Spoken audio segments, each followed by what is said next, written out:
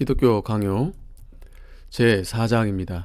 무지에 의해서나 악의에 의해서 하나님을 아는 지식이 짓눌리거나 더럽혀짐. 첫째, 사람의 무지와 미신. 하나님께서 모든 사람들에게 종교의 씨앗을 심어 놓으셨다는 것을 경험을 통해서 알 수 있지만 그것을 마음으로 기리는 사람을 100사람 중에 한 사람도 만나기 어렵고 성숙한 상태에 이르는 사람은 하나도 없고 더욱이 시절을 쫓아 과실을 내는 사람은 더 만나기 어려운 현실입니다. 게다가 자기들의 미신적인 것들에 휩쓸려 버리는 사람들도 있고 또 고의적으로 사악하게 하나님을 저버리는 사람도 있어서 모두가 하나님을 아는 참된 지식에서 타락하여 있고 그리하여 진정한 경건을 세상에서 찾아볼 수 없는 상태가 되어 버렸습니다. 여기서 미신에 휩쓸려 버리는 사람들이 있다는 말을 했으나 이것은 그들이 순진하여 그런 일을 하는 것이므로 그들에게는 책임이 없다는 뜻으로 한 말이 아닙니다. 그들이 무지하여 맹목적으로 그런 일을 하기는 하나 거의 언제나 거기에는 헛된 교만과 완고함이 뒤섞여 있는 것입니다. 사람이 하나님을 찾으려면 당연히 자기들 자신보다 높이 올라가야 하는 것이 마땅한데도 저 가련한 사람들은 그렇게 하지를 않고 자기들의 육신적인 어리석음의 잣대로 하나님을 재려고 하고 또한 건전한 탐구를 무시하며 호기심에 이끌려 허망한 사색에 이리저리 휩쓸리는 것을 볼 때에 헛된 교만과 완고함이 그들에게 있다는 것이 거기서 잘 드러납니다. 그러므로 그들은 하나님께서 자기 자신을 제시하는 대로 그를 깨닫지 않고 자기들 자신이 추측하는 그대로 그렇게 하나님을 상상하여 꾸며내는 것입니다. 이처럼 엄청난 괴리가 있기 때문에 어느 방향으로 발걸음을 내디든지 그들은 곧바로 멸망으로 내던져지지 않을 수가 없습니다. 하나님에 대하여 그런 관념을 갖고 있는 상태에서는 아무리 하나님을 경배하고 섬기려는 의도로 무슨 일을 시도한다 해도 그것은 하나님을 높이는 것일 수가 없는 것입니다. 왜냐하면 그들이 예비하는 것은 하나님이 아니라 자기들 마음으로 꿈꾸어 지어낸 것일 뿐이기 때문입니다. 바울은 이러한 사악함을 웅변적으로 묘사하고 있습니다. 스스로 지혜 있다 하나 어리석게 되어 그는 그보다 앞서서 그들의 생각이 허망해지며 라고도 말했고 또한 아무도 자기들의 죄책에 대해 변명하지 못하도록 그들의 미련한 마음이 어두워졌다고 덧붙이기도 했습니다. 건전한 탐구에 만족하지 않고 자기들에게 합당한 한도 이상을 스스로 주장하여 제멋대로 어두움을 자기들 자신에게 들이우며 사실 자기들의 공허하고 완악한 오만함으로 인하여 스스로 바보가 되어 버리는 것입니다. 그러므로 그들의 어리석음이 핑계거리가 될 수 없다는 것이 자명해집니다. 그런 상태가 헛된 호기심의 결과일 뿐 아니라 합당한 것 이상을 알고자 하는 방자한 욕심에다 거짓된 확신이 겹쳐서 생겨난 것이기 때문입니다. 둘째, 고의적으로 하나님을 부인함. 다윗은 어리석은 자는 그 마음에 이르기를 하나님이 없다 하는도다 라고 말씀했는데 잠시 후에 다시 살펴보겠지만 이 말씀은 우선 고의적으로 본성의 빛을 꺼뜨려 스스로를 바보로 만드는 자들에게 적용되는 것입니다. 본성적인 지각을 통해서 속에서부터 하나님에 대한 생각이 우러나오는데도 불구하고 많은 사람들이 완악하여져서 습관적으로 죄를 범하며 하나님에 대한 모든 기억을 없애버리려고 몸부림치는 것을 보게 됩니다. 이런 짓이 얼마나 혐오스러운가를 보여주기 위해서 다윗은 그들이 하나님의 존재를 노골적으로 부인하는 것으로 묘사하는데 이는 그들이 하나님의 존재를 없애버린다는 뜻이 아니라 하나님의 공의와 섭리를 빼앗아 버리고 그를 하늘 속에 가두려 한다는 뜻입니다. 그러나 우주의 다스림을 내던져 버려서 그것을 운명에다 맡겨버리며 사람들의 악행들에 대해서 눈을 감아주고 누구든지 하늘의 심판에 대한 두려움이 없이 그저 욕심대로 행하며 하나님이 계시다는 것을 부인하도록 그냥 내버려두고 아무런 형벌도 내리지 않는 것보다 하나님의 본성에 어긋나는 것은 없는 것입니다. 사실 악인들이 눈을 감아 버린 다음 그들의 마음을 무디게 하고 무겁게 하여 보기는 보아도 보지 못하게 되는 것이 악인을 향한 하나님의 공의로운 심판인 것입니다. 다윗의 사고에 대한 최고의 해석자는 바로 다윗 자신인데 그는 다른 곳에서 악인의 눈에는 하나님을 두려워하는 빛이 없다고 말합니다. 또한 이와 비슷하게 악인들은 하나님이 보지 못한다고 생각하여 오히려 자기들의 그릇된 행실들을 자랑하며 박수를 치기도 합니다. 뿐만 아니라 어쩔 수 없이 신의 존재를 인정하게 되더라도 그들은 그의 권능을 부인함으로써 그 신의 영광을 빼앗아 버립니다. 우리는 미쁨이 없을지라도 주는 항상 미쁘시니 자기를 부인하실 수 없으시리라. 바울이 선언하거니와 악인들은 생명이 없는 허망한 우상을 만들므로써 하나님을 부인한다는 말이 과연 옳은 것입니다. 여기서 우리가 주의를 기울여야 할 것은 악인이 아무리 자기들의 지각을 거스르라고 발버둥치고 하나님을 몰아내고 또한 하늘에서 그를 파멸시키기를 바라는 등 아무리 그들의 어리석음이 크다 할지라도 하나님께서 그의 심판대 앞에 때때로 그들을 세우지 않는다고 생각할 만큼 어리석어지지는 않는다는 사실입니다. 그러나 두려움이 없어서 하나님을 거슬러 마음대로 격렬하게 처신하기 때문에 이러한 맹목적인 충동에 사로잡혀 있는 한 스스로 하나님을 잊어버리는 바보 같은 상태가 그들을 지배한다는 것이 분명한 것입니다. 셋째, 진리와 결합하여만 순전한 종교임.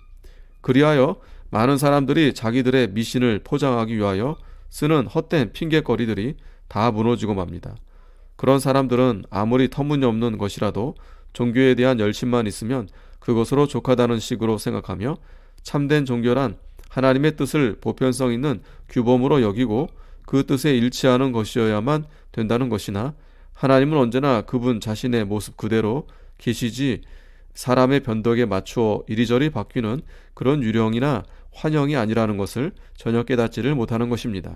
미신이 하나님을 기쁘시게 하려는 의도를 갖고 있으면서도 거짓된 것으로 하나님을 조롱하는 현상을 쉽게 볼 수 있습니다. 미신은 하나님이 전혀 가치를 두지 않으신다고 선포하신 것들에만 온통 사로잡혀서 하나님께서 기뻐하시는 것으로 분명하게 지시하시고 명하시는 것들을 멸시하거나 혹은 노골적으로 거부하는 것입니다. 그러므로 하나님을 위한다는 핑계로 거짓된 의식들을 세워놓는 자들은 자기들 자신의 환상을 경배하고 찬송하는 것입니다. 사실 자기들의 어리석은 욕심에 맞추어 하나님을 자기들 마음대로 꾸며놓은 것이 아니라면 그들이 감히 이런 식으로 하나님을 가지고 장난칠지는 못했을 것입니다. 그리하여 사도는 신격에 대한 이처럼 희미하고 그릇된 생각을 가리켜 하나님에 대한 무지로 말씀하고 있습니다. 너희가 그때에는 하나님을 알지 못하여 본질상 하나님이 아닌 자들에게 종노릇하였더니 그리고 다른 곳에서는 한 분 하나님을 아는 올바른 지식이 없이 방황하던 시절에는 하나님은 없는 자였다고 에베소 사람들에게 가르칩니다. 이러한 상황에서는 한 하나님을 생각하든 여러 하나님을 생각하든 그것은 별 문제가 아닙니다. 일단 참되신 하나님을 계속해서 멀리하고 그를 저버리게 되면 저주받은 우상밖에는 남는 것이 없기 때문입니다. 그러므로 우리로서는 진리와 결합하지 않는 신앙은 결코 순전하다 할 수 없다는 락탄티우스의 가르침을 인정하지 않을 수 없는 것입니다. 넷째, 악인의 외식이 신에 대한 지각을 억누름. 그들은 여기에다 또 하나의 잘못을 가중시키는데 곧 강제로 시키지 않으면 절대로 하나님을 생각하지 않으며 또한 억지로 끌어가지 않으면 하나님께 가까이 나아가지를 않는다는 것이 그것입니다.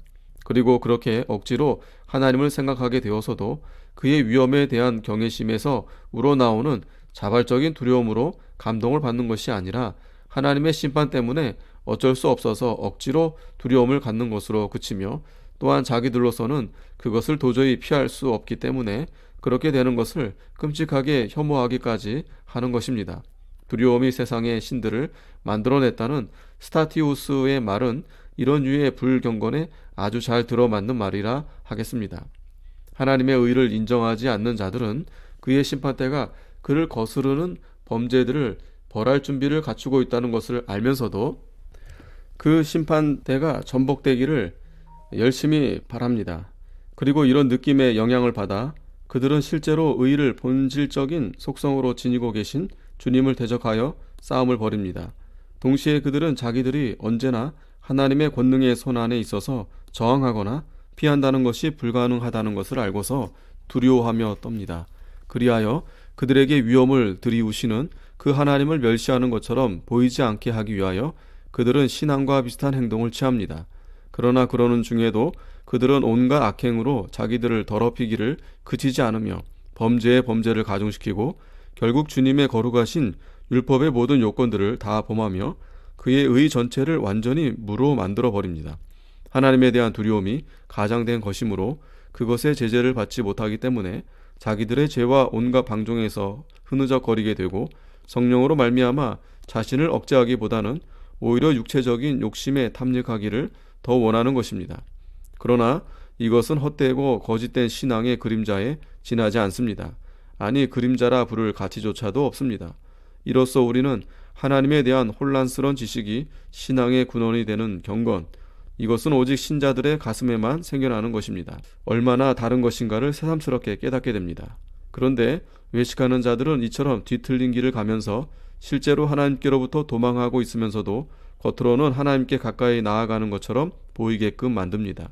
평생토록 언제나 순종하는 자세를 견지해야 하는데도 그들은 거의 모든 행위에서 대담하게 하나님께 반역을 저지르고 그저 몇 가지 하찮은 것들을 희생시켜서 그를 누그러뜨리려 하는 것입니다.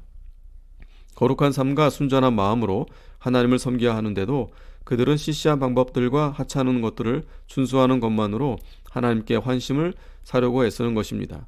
아니 오히려 그보다 더한 방종으로 자기들의 더러움 속에서 뒹굴고 있다고 해야 할 것입니다. 왜냐하면 온갖 어리석은 행동으로도 속죄를 이룰 수 있고 또한 하나님을 향한 의무를 얼마든지 이행할 수 있다고 자신하기 때문입니다.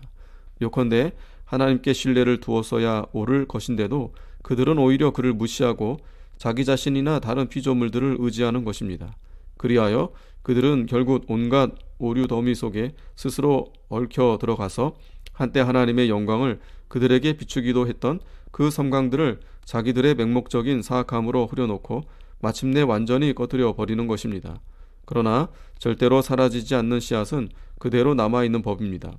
이와 같이 어떤 신적인 존재가 있다는 신념은 계속해서 남아있습니다. 그러나 그 씨앗이 너무도 부패하여 그 자체로서는 오로지 지극히 약한 열매밖에는 맺지를 못하는 것입니다. 이로 보건대 신에 대한 지각이 본성적으로 인간의 마음에 새겨져 있다는 나의 주장이 더욱 분명하게 드러나며 버림받은 자들도 시인하지 않을 수가 없는 사실임이 입증되는 것입니다. 평안할 때에는 하나님에 대해서 농담도 하고 그의 권능을 무시하는 우스갯소리들을 수다스럽게 늘어놓다가도 절망이 짓누르게 되면 하나님을 찾고 억지로라도 입으로 기도를 늘어놓는 것을 볼 때 보다 일찍 드러났어야 할 그들의 본 모습이 완악함으로 인하여 억눌려 있어서 드러나지 않았을 뿐 그들이 하나님에 대해 전혀 무지한 상태가 아니었다는 것이 분명해지는 것입니다. 아멘.